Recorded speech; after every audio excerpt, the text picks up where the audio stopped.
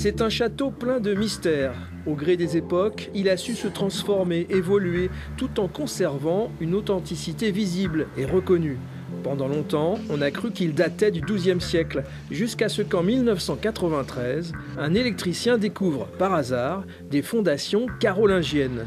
Après rénovation, il devient alors l'un des plus beaux et des plus hauts bâtiments datant de l'an 900 en Europe. Avec une aula dans laquelle on est, une salle de réception, où on rendait la justice, où on pouvait accueillir les visiteurs, sous laquelle on a encore entièrement conservé un cellier, donc le bâtiment où on pouvait ranger la nourriture, la boisson ou quelques armes, par lequel on accédait avec une échelle. On avait une tour carrée. Une tour qui représentait le lieu de vie des occupants et qui héberge désormais le musée du château et sa collection exceptionnelle de pièces d'échecs et de tric-trac. Et la visite continue, de la crypte à la tour, c'est un véritable voyage dans le temps qui est proposé au public.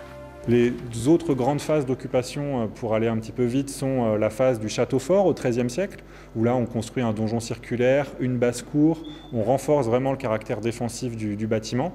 Le bâtiment devient un lieu de garnison à la croisée du Moyen-Âge et de l'époque moderne.